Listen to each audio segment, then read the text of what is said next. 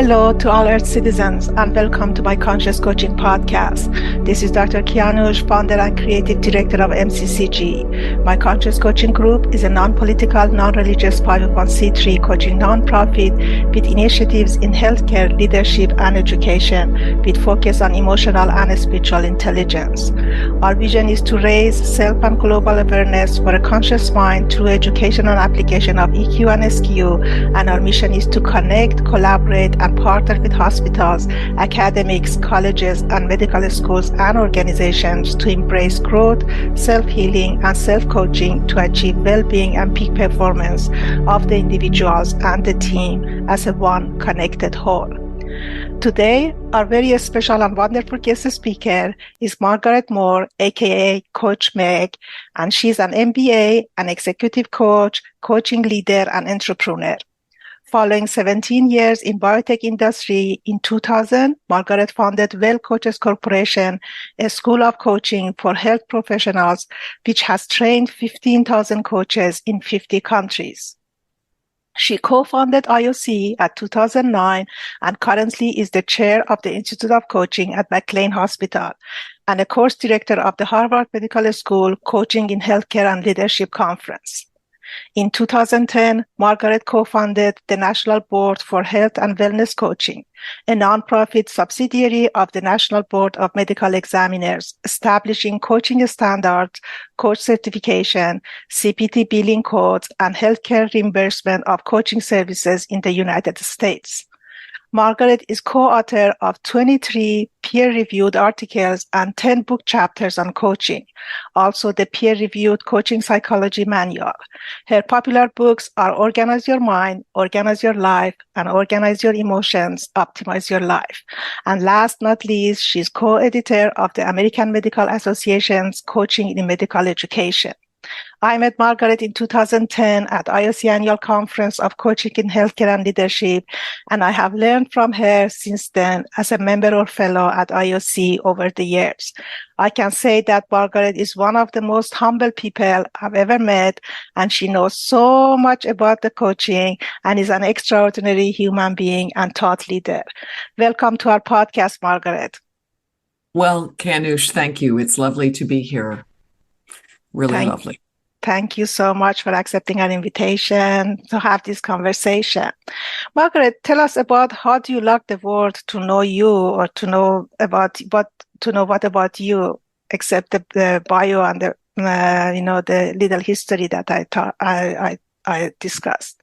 Well, thank you, Kanush. I'm a biologist by nature, and you as a physician can relate, because I think the background as a biologist is quite different than psychologists. And, we come from a sense of a love of the unbelievable, beautiful design, the design that come out of Mother Nature, the amazing physiological excellence that makes up the human body and somehow populates our mind. And that sense of beautiful design, that sense of wholeness, that sense of continuous change, in cycles, I think that that really stands behind my interest in coaching, in helping people use their minds and bodies, their biology, and whatever the mind is, physics or whatever it is. Use it much better than we are doing today. Exactly. And in biotech, I was focused on Mother Nature, right? The biology side and creating new medicines and vaccines. And then now in my 24th year, I've been focusing on human nature, which is, I don't know which one's harder, Kanush. Yeah, that's a debate. But they're really interesting and endlessly fascinating. Yeah, and I can say, that your scientist, background is just the base of having this IOC to be more evidence-based, research-oriented coaching practice. And I really love that about the IOC as well. So in our conversation today, I'd like to explore a little bit about the history of coaching. What is coaching, to your opinion, the definition, and when, the coaching profession started? Yes. And, when I started in 2000, that was about 2 years after the International Coach Federation published the first ICF coaching competencies. And when I started, I could see immediately that there was no science behind the coaching competencies, and that there is, particularly in health psychology, health behavior change, motivation, self-determination theory, transcritical model, motivation, blah, blah, blah, blah, blah. There's many, many theories. And I was just so surprised that these competencies did not integrate science. And so I kind of went my own way in starting Well Coaches and assembling a team of people and meeting the scientists. Jim Prochaska early on, he just died recently. I don't know if you know that, but no, I didn't. He just a few months ago, way too young. And I got to know Rich Ryan and DC and Bill Miller of motivational interviewing, and then I started going to the positive psychology conferences, and so I was kind of out in front. Even though I'm not a professional scientist, I do not have a PhD. I was out in front, reading the literature, meeting the scientists, really trying to understand what they had discovered in terms of truths about ability for humans to change both mindset and behavior. And so I think that, that's one of the reasons that I helped found the Institute, because 10 years earlier, I had really tried to forge ahead, and I was alone. There was Tony Grant in Australia, who I met several years later. The British Psychological Society was just beginning to define coaching psychology, but it wasn't like there was a whole community there at that time. It was Coach U, CTI, the beginning of ICF. So, being independent minded and being determined to really leverage what we knew and get to know the scientists, many of them early on. So that meant for me, coaching is about positive change and transformation. It is, there's a really good book on insight generation, and at its core, ultimately we're changing our identities. We're changing how we view ourselves, what we can and can't do, what we stand for, what's important to us. It's pretty substantial change. And I've always, carried the flag, the torch for let's make real change. Let's help people transform themselves. Now, that doesn't happen all the time. But that's what I've always stood for. And so I've always been a student for all the things that need to happen. Back then we really still weren't talking about neuroplasticity in any way. And now we know that the brain changes by expanding networks, and neurons and networks connect. And now we know we're building these new networks, very complex networks of thoughts and emotions and behaviors and memory and all of that. So I would say for me, coaching is about transformational change, and it's leveraging everything we can learn from all areas of science.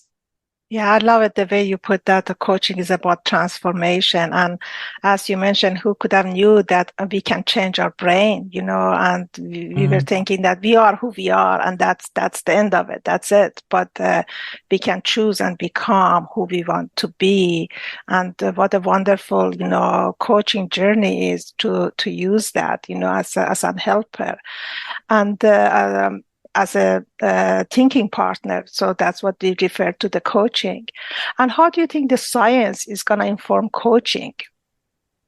You mean now or in the future, or? Now in the future. To me, past, present, and the future are all at the same time. Well, I would say that it's rapidly evolving because, science is has the intention of finding truth, but scientists live in a context and study things that they think are interesting. And so certainly science hasn't addressed all the questions we have as coaches. In fact, barely begun. And the other thing about the fact that we rely a lot on psychological science, much of which isn't replicable. You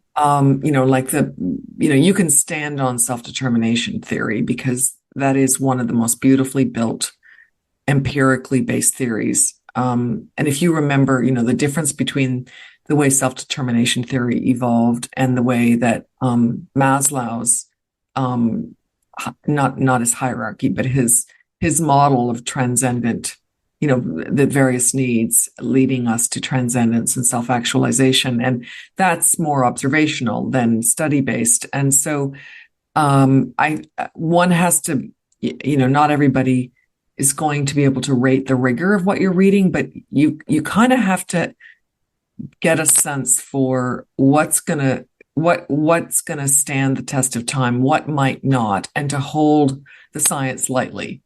And to let it evolve. And I was just at the Positive Psychology Conference in Vancouver in July. So that's 2023. And Carol Kaufman, Susan David, and I went to the early Positive Psychology Conference in Washington, D.C. in 2005, I think it was, or it might have been, 2005. So very early. And that's how we really got to know each other. And that's how ultimately the Institute was born, was, out of our time together. And some of the positive psychology constructs haven't stood the test of time. Some have. Lots have evolved. But one of the more recent ones that Marty Seligman led, which is about human prospection. And it's a fascinating story, which I can tell you about, but if we've got time. But it's a really interesting model around how the regions in the brain, the default regions, naturally try to forecast the future. And that if we leverage that prospection, that envisioning the future scenarios, it's incredibly powerful as a way of guiding our way forward. And we had already, early on had built in a visioning process, best self visioning. Very much aligned with Richard Boyatzis' intentional change theory. And that's been built into the Well Coaches model and now the national standards for health and well-being coaches. And now we know that visualizing process is grounded in the brain actually being able to make various scenarios, create scenarios about the future, imagine different scenarios. And there's worst case scenarios and there's best case scenarios. And then there's, realistic scenarios and coaches can really help people use that science as they think about where they're going. And so that's just so cool, right? These new, and so that's been around for a while, but I had not really sat with it. And listening to Marty Seligman and Gabriella Kellerman talk about it and thinking about it from the way I was approaching visioning, I realized, wow, that basically is completely energized me again, to rethink that. So, so certainly every couple of years, there's something new, or maybe not so new that you just haven't had time to digest that can really, shake up the way you think about it. And that's just great. Yeah, and it integrates actually everywhere because we have heard about visualization in the sport, like the tennis players, they just visualize themselves, and they have done a study that those that they are visualizing almost get the same result as those that they are practicing, so not much difference. So it is very important. Right. Yeah, it's a function of the brain to imagine the future. And almost like a warm up, and it's not a thinking process. It's actually an intuiting process. Yeah, it is. It's actually letting the vision arrive, the picture arrive. It's wherever it comes from, right? It's not like, okay, I'm going to think about this picture and I'm going to put this in the picture, and that it's actually sitting there and just letting your mind serve up. exactly. the To believe picture. in it deeply. Yeah, to believe in it deeply. And how important is the role of the coaching, as I mentioned, as a thinking partner, to make the clients to believe in themselves and to be Right. able to visualize themselves in that situation. I want to talk about your books, Margaret. Now, I love them. I love them. I'm an organized person. I organize everything. And I never thought I can organize even my mind. So until I read your book. So that's Yes. my favorite one. Organize your mind, organize your life, and organize your emotions, optimize your life. So how does our mind and emotion work? Right. Very So big questions, but the Yeah. Organize Your Mind book, it's a Harvard Health book. I was invited to co-author it with Paul Hamernas, Yeah. who's a child psychiatrist, an expert in attention deficit disorder. And the principles in that book, the 6 principles of an organized mind, is based on the science around attention deficit disorder. So basically, these are the 6 functions of a healthy, organized brain. And when you have a disorganized mind, which almost everybody does because it's been frazzled by technologies that we didn't used to have, what happens is that some of these, one or more of these 6 areas is not functioning optimally. And so we present this model based on this chronic condition. And then I wrote the coaching chapter. What do I do about this? How can I optimize this particular dimension?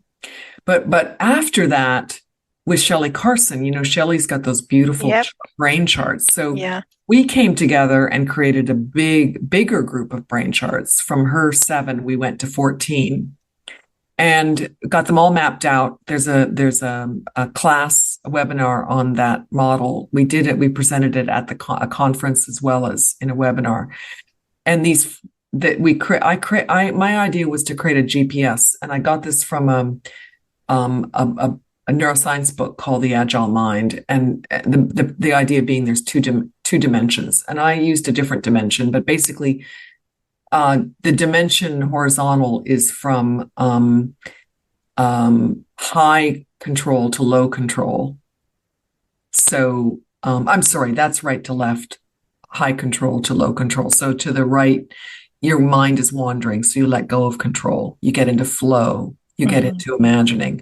Whereas on the left side, you're really focused, and like when you're trying to thread a needle, or if you're a surgeon,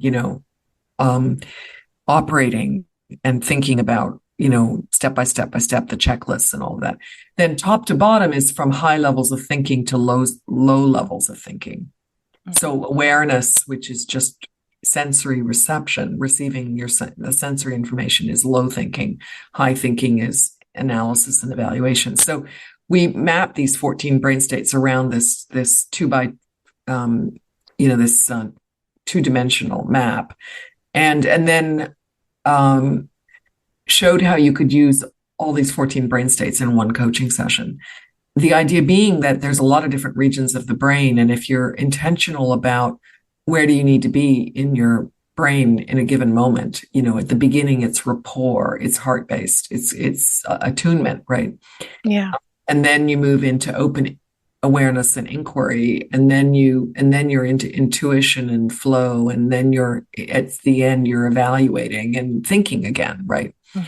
And the idea here is just like there's a lot of parts of many muscle groups to exercise and many ways to exercise, cardiovascular, strength, all isometric, all kinds of different ways.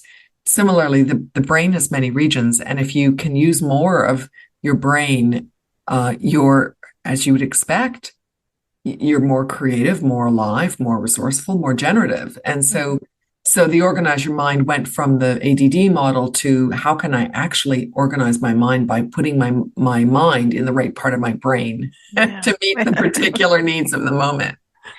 Yeah, and it all happens with the self-awareness, to be aware. I mean, the open awareness that you mentioned, and that I think that's the part that meditation and mindfulness is helping us to be an observer, to observe those thoughts. Yeah. Well, actually, let me just double click there, because there are actually 3 brain states for different states of mindfulness that we created. Open awareness is simply just the sensory reception of, the taste, sound, and visual, all the senses. Narrow awareness is when you're focusing on one thing, like just listening to music or savoring something. But meta awareness is a completely different brain state. They all look quite different on the brain charts. Meta awareness is actually kind of similar to strategic thinking. There are 2 sort of like headlamps behind the prefrontal cortex that don't develop until your late 20s, which allow you to observe yourself.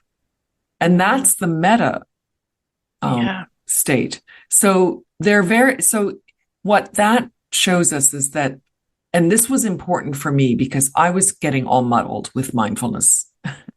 I know where to put my mind, because people say, put it here, put it over there, put it down there, and I like, what am I doing with my mind? And so I actually needed to figure out, okay, in meta awareness, I'm stepping back and observing my mind. You know what I mean? So I mean, there's being and having an organized mind. It wasn't just enough to me to listen to a mindfulness teacher and have them tell. I needed to figure out where is my mind right now? What do I do with it? Definitely. Is it over here? Is it over there? Is it down on my feet? Is it like, tell me, please, give me some more specifics. What am I?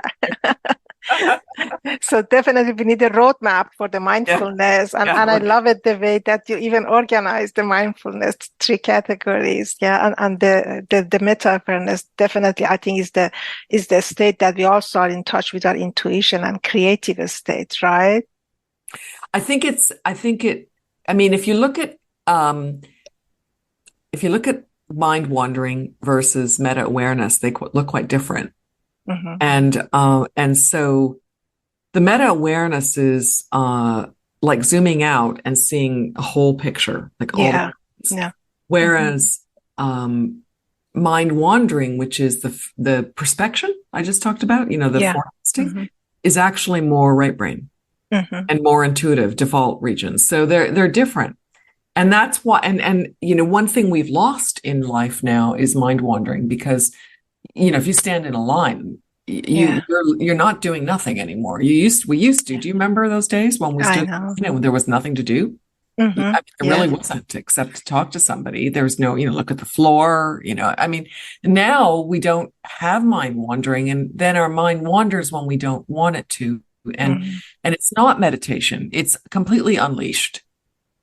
Just like when you're going for a walk, you take a dog, you take them off the leash, and they wander around. That is a lost skill. It's interesting that you brought that up, because people don't know how to do nothing these days. So the moment that you have as a silent, they are so uncomfortable with silent and being alone with themselves. We pick up our phone and just look at something. We don't, and how sad that is. I mean, I there's a lot of things that I missed when I grew up on a farm with no social life and nothing. It was really, really, really, really quiet. Something that I did learn to sit by myself for hours. I know. And I still treasure the fact that it's something I love to do. It's just to do nothing, let my mind wander, for hours, with music, without music. So now we have to teach our brains how to do that, because didn't get learned early. Yeah, we have to put it on our phone schedule, actually, something. Mind wandering time. Mind wandering time. Yeah, I do that. I mean, my kind of meditation is just sitting in the backyard and listening to the birds. So after my NDE, I'm just so connected to the nature, just being in the nature and just listen to the sounds of the trees or the birds, or just paying attention. And for me, that's my mind wandering and daydreaming part. So that's great. That's perfect. I think that's a good space that we come to my favorite subject about the consciousness. But before that, I just want to ask you, how does the coaching best address the negative emotion and the adverse experiences? Right. Well, I have a pretty clear view on this. in that, and this really blends a few scientific concepts. The first thing is that coming from internal family systems training, our emotions are parts of ourselves expressing themselves.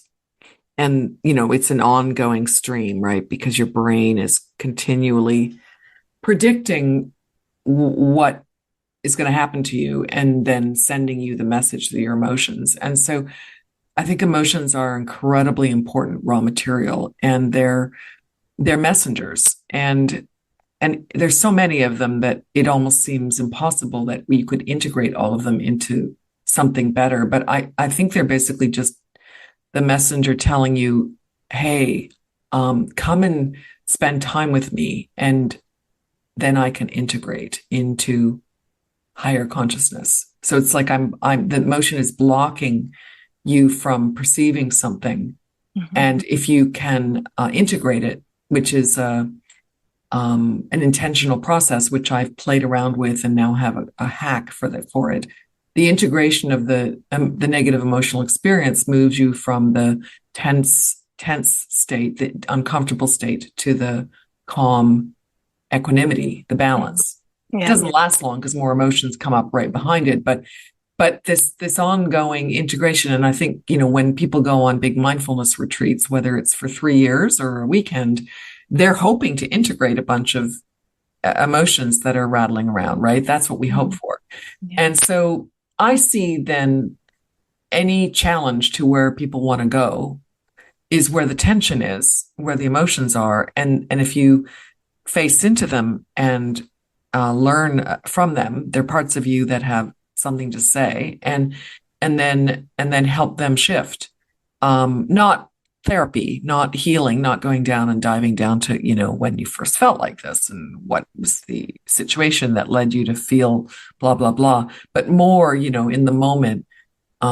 This is a stressful moment, but I need to get over the stress and strain, and otherwise I'm not going to get where I want to go. And so the Greek Stoics describe this as the obstacle is the way. So I think emotions are essentially the raw material for transformational change. I think they're just, and so I think they're a beautiful thing. And I spend an hour a day integrating whatever is coming up, with my own little tricks. And so I can start my day with all the questions I have about it. And a lot of most of it's work, got this meeting and I'm nervous about that, or I've got yesterday this happened and I'm frustrated. And so then I just go right into that and name it and say, okay, what is it that I need to take away from this? And I move it aside and I look to integrate and get the consciousness. So I think the emotions are the pathway to expanded consciousness. If you know how to use them. And so they're not just something to brush away and breathe through. They're actually a path towards more consciousness, because they're actually blocking you from consciousness, right? Because they're taking over your mind's experience. Yeah, even the tears, there is this culture that crying, maybe it's bad, but when you pay attention and somebody's crying, pay attention to your own tears. There is an information behind it. Yeah, they're coming forward. They want to get out. Yeah, they want to get out. You don't pay attention to them. It comes out as a tear. And if you listen, you hear the message that why are these tears are falling? What am I feeling and what's going on underneath? And where is this taking me? Yeah. I mean, acceptance and commitment therapy, I love it. It gets you to experience the emotion, accept it, feel compassion, and then find your values and move forward. I'm really adding another step, which is to intentionally integrate the experience little by little, not all at once, but a little every day. And it's like you're clearing the brush fire in your mind of all the frenzy, right? And gradually you get to moments of more clarity, more calm, more peace. If you known me 20 years ago, 25 years ago, gratitude did not come naturally. And the idea of being content, what? I didn't even know how to get there. I didn't even, maybe I did. I had more of it when I was younger, but as the ego builds and you take on things and your ego gets bigger really until you deconstruct it later. And so now, I mean, when I would do strength surveys, I was really low on gratitude, and I was definitely low on peace. And now I have regular moments of both of those, which means it's not personality wiring. Mm-hmm. It's really just my lack of consciousness that I had to grow it. I had to realize that the lack of contentment was parts of me saying, I'm not good enough. I'm not doing enough. I've not accomplished enough. How come my classmates in my MBA class are making more money and having bigger success and, all that stuff, very common stuff, right? Mm-hmm. And, but if you keep stepping in and integrating it and saying, okay, now what's on the other side of this? You realize I am whole. I am at peace. Mm-hmm. I still am not contented in every moment, but I can pull it out when I need it. And that's the gift of growing consciousness, is that and I know you know this, and the end game is end game, if there's really no end game, but the prize is the peace and the deep gratitude and the humility. I mean, you described me as humble at the beginning, and I don't know that I would agree with that. You are. but and I think there's a part of me that always was, when you're born on a dairy farm in the middle of nowhere, you don't have a lot of heirs. Such a journey, such a long road. but at the same time, humility, you have to go through a lot to realize that you do your best, right? Mm-hmm. Yeah. And that's what we're here for. It's really not that complicated. Yeah, definitely. I just came from the conference, International Association of Near-Death Studies, and people asked for those who didn't have the NDE, near-death experience, to feel that love and enlightenment, what is the closest to it? And we just figured out that's the gratitude. So the gratitude is the most closest to being to that close and in touch with that eternal love, and enlightenment. Yes. And finally, reaching to my favorite, subject of consciousness. How do you think that the consciousness coaching and leadership are related? And what does it mean to expand the consciousness in the coaching? Right. Well, what comes to mind right now is the adult development framework from Bob Keegan, and, the subject-object idea, that where the emotion or the thought or the belief controls you. So you're subject to it, like you're on a puppet string. An object means it becomes an object you can actually separate from it and look at it objectively. And that subject to object experience, or attached to detached in Buddhist teachings, or there's many ways to describe this phenomenon. I called it integration, but it's the same thing. It's the idea that you're so in Keegan's model, I mean, he's not the only one that created it, but he really brought it alive in his books and teachings. We start off, in adulthood with the socialized mind, where your esteem, your self-worth is defined by what you think others think of you. And that's not high consciousness, right? And then you move to creating your own sense of who you are and what your worth is, which is self-authoring. But that then leads to a pretty darn healthy ego, because now you're the author of who you are. And then the next phase is self-transforming, where you're, gradually breaking, if there's sort of like a big rock, you begin to dissolve it so that it gets porous.